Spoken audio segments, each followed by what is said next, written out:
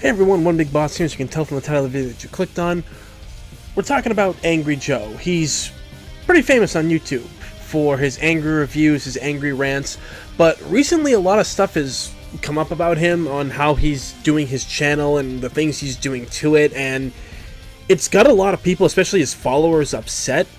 And I'm here to kind of like play both sides of the field, but I guess I would have to really...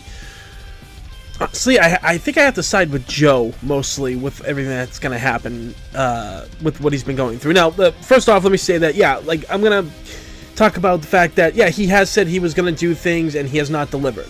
So, his fans, in some way, have a right to be angry. See, here's the thing.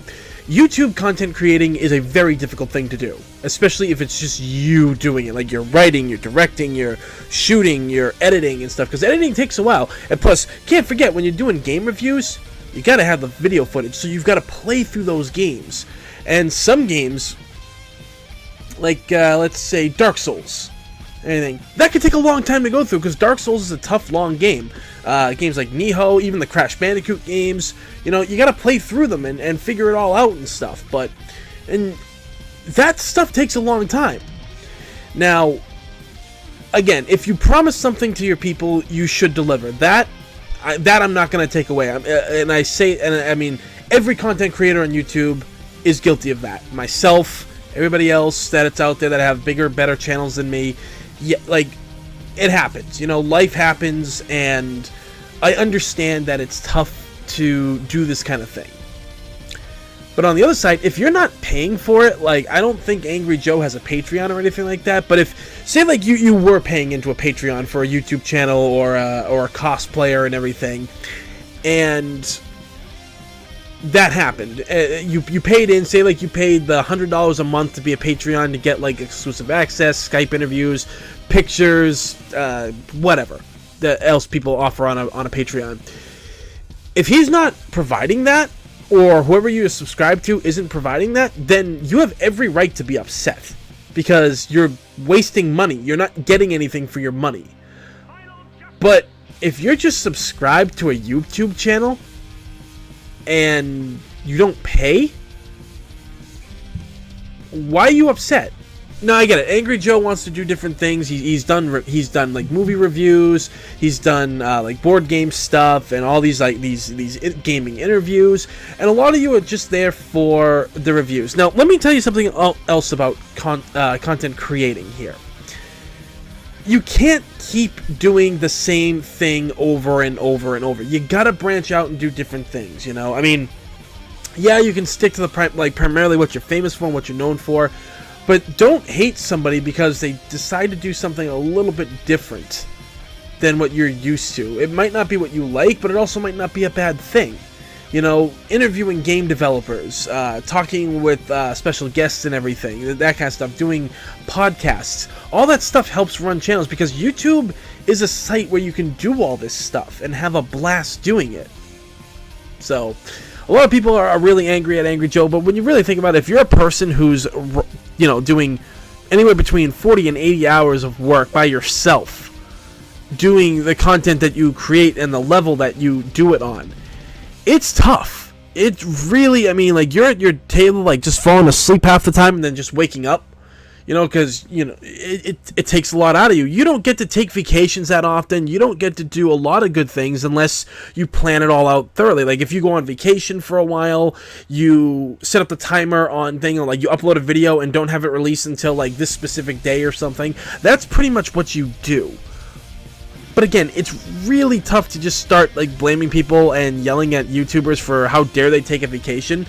When a guy like Angry Joe's been doing it for 9 years, and this is like the first real big vacation because he felt that he deserved it for everything that he's done for his fans. And yeah, he deserves it. He's been doing this for a long time and hasn't really taken many vacations, or at least ones that I know of anyway. But regardless, if you're not, the thing of it is, if you're not paying into a YouTube channel, anything, is your life really all about YouTube and watching people on YouTube? Like, I get it. Like, you know, someone like, people like the Game Grumps, they apparently, from what I've always noticed for years, have helped a lot of people through hard times in their lives. They've made them laugh. They're a good thing. And granted, I really don't like the Grumps that much anymore. I don't really find them that hilarious. I think they kind of burnt out, even with the other stuff that they do. But they do very good things, and they help people. And honestly, at the end of the day, who's thinking about the content creators? Anything? I mean, if you're not doing... I mean, if you're like one of those YouTubers that like say that like doing video game stuff is hard, but you have editors and literally all you do is play video games, I'm sorry, but like that's not a tough job to do. You shouldn't feel drained by it, okay? Especially if you're a gamer. But regardless, the guy deserves a break, all right? A 2-month vacation, you know, it's people's mindsets, this sense of entitlement, saying it's like, oh, well, we support your show by subscribing, you know, you should give us what we want. If you're not giving money, then you're not entitled to anything. You're just entitled to whatever they put out when they can.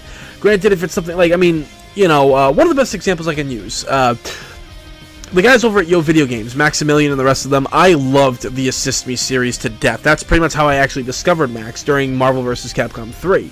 And he has done so much since those days. And he stopped doing the Assist Me series with like Wesker and Dr. Doom and all those for a very long time. And everybody kept asking, you know, when's Assist Me coming back? When's it doing this? And he went into different ones like Killer Instinct and Injustice, Injustice 2, Smash Brothers. He's done all that.